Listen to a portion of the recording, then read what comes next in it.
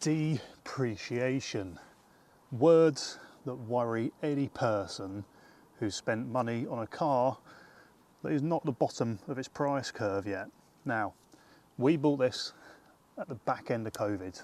Coming out of COVID when prices were probably artificially high on cars, arguably we probably paid over the odds for the car. However, with prices on these coming down further and further, is now the time to buy a Jaguar F-Type.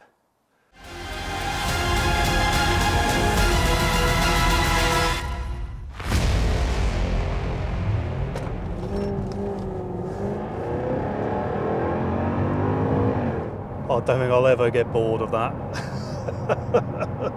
Is now the time to buy a Jaguar F-Type? It's a question I've asked before. We've even touched on it before in a previous video in a very different economic climate. We were coming out the back of COVID. The car market was all over the place. Is now the time to buy an F-Type? It's a good question, one with a lot of angles to it. If you're watching this video, the chances are you're in the market for an F-Type. You've recently bought one, or you own one, or you're just an avid supporter of the channel, and thank you if that's the case. However, is now the time to buy one of these cars? New, a fully loaded car of this specification would have been about £120,000. If you went for the SVR, fully loaded again, you could be going north of £125,000 to £130,000. So when you look at the sticker price of these vehicles, they were an eye-watering amount of money. Now, if you go onto eBay, Auto Trader, whatever your local car platform of choice is, you can pick examples of this car up for sub £20,000 now. That is a huge difference. You've taken a 1 off the front of the price tag. Granted, different spec, different model, bit older, longer in the tooth with a few more miles on it. However, the fact remains you can get into an F-Type for sub 20k, which is a huge thing, right? You're getting into a luxury sports car for the price of, realistically now, what you'd get a new family hatchback for. Now, there's a conversation about practicality, reliability, not for this video, that's a different video. But when you look at the fact you could get a base model V6, not the S, you could get the 340 horsepower V6 for sub 20k. You know, they were poking 70, 80,000 pounds new. If you get the V6S, you know, you can put a bit more in front of that and you could probably get one for 22 to 25,000 pounds. There are a lot of them out there at the moment for a reasonable price. Now, these are probably, and this is not financial advice, but these are probably not at the bottom of their depreciation curve. I would hazard a guess, and guess is the prime word in that, they've still got some depreciating to do. And I have been tracking the value of this for quite some time now, and there is still some depreciating to do. And what that means is, if I buy this car, when I come to sell it in a couple of years' time, I'm going to lose some money. That sounds obvious, doesn't it? It's depreciation. However, you know, you could argue some of the older XKRs, the first gen XK, second gen XK, have probably done most of their depreciating now and are on the way back up. So if they're anything to follow an example by, the F-Type could do the same. When you couple that, and I'm not going to flip the lid off of a very touchy subject here, when you couple that with what Jaguar are starting to represent with their new brand identity and the fact that they're not going to make any more F-Types, you could argue this probably does add some value to what's a dying breed, if you like. Now, we bought this car quite high, out the back of COVID. I've touched on that before in previous videos. But we probably paid a little bit over the odds, but we wanted the car, we wanted to go and make memories in the car, and we wanted to go and have fun. You only live once, right? So we went out and we purchased the car for £57,000.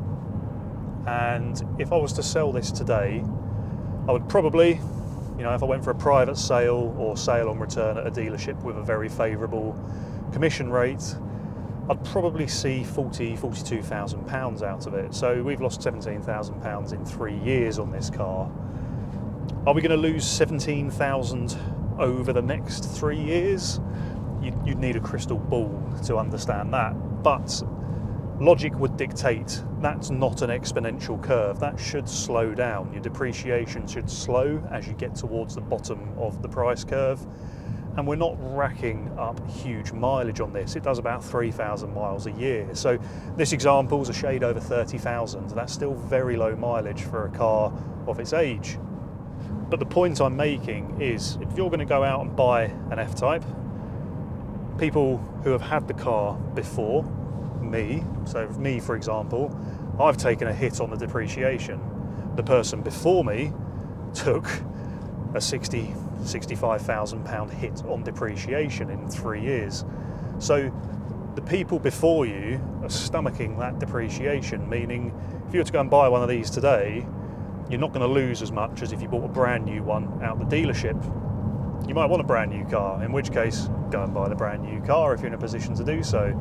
For us, didn't want to stomach that level of depreciation, so we are where we are with having a used car.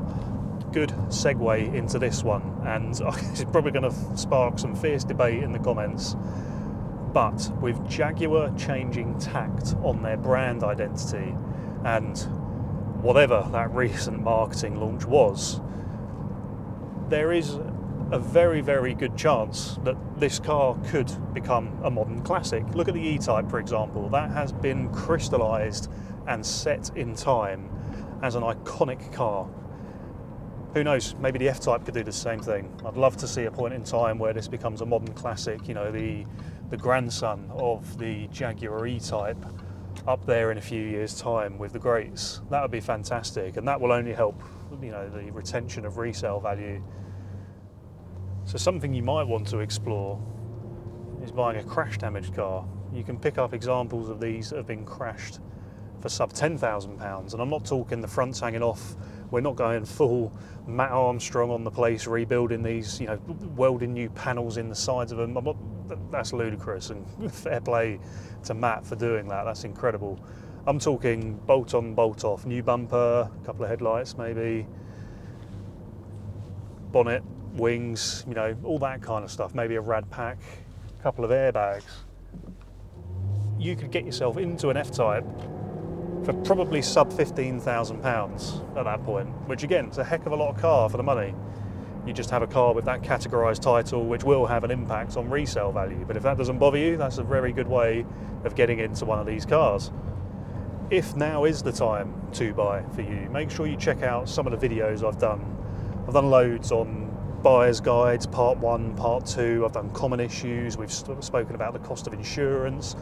Hopefully you'll find a full repository for everything you could possibly need to go and buy one of these cars on my channel. It's all there, go and check it out.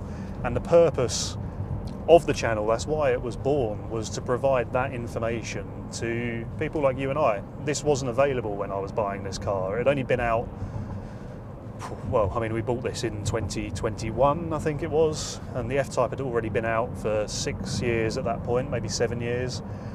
But there wasn't the information online to assist with that decision making when you're buying. So hopefully all of that, go check it out, all of that will help some way in your decision making.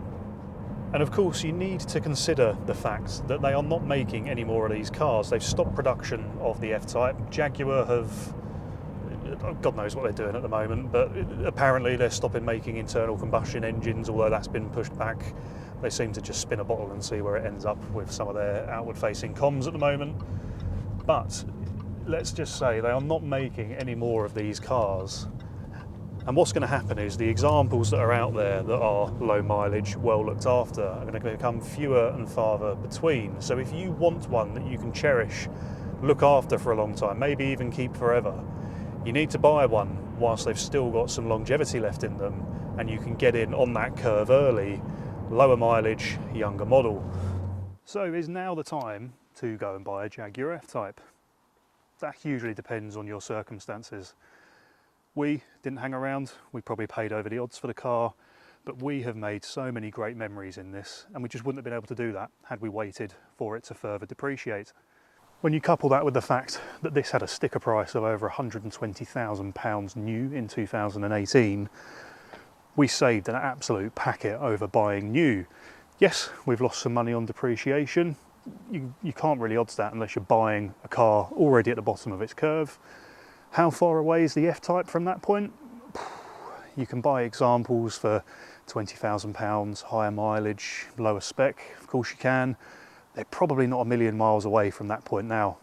But I say, buy the car, get out there, drive it, enjoy it, make some memories. We're only here once. Life is too short to drive boring cars. Hopefully this video has been of some use if you're in the market for one of these. If you've got any questions, drop them in the comments. I'll try and get round to all of those. Otherwise, thanks for sticking around. Hit that sub button if you haven't already, and I'll see you in the next video. Peace.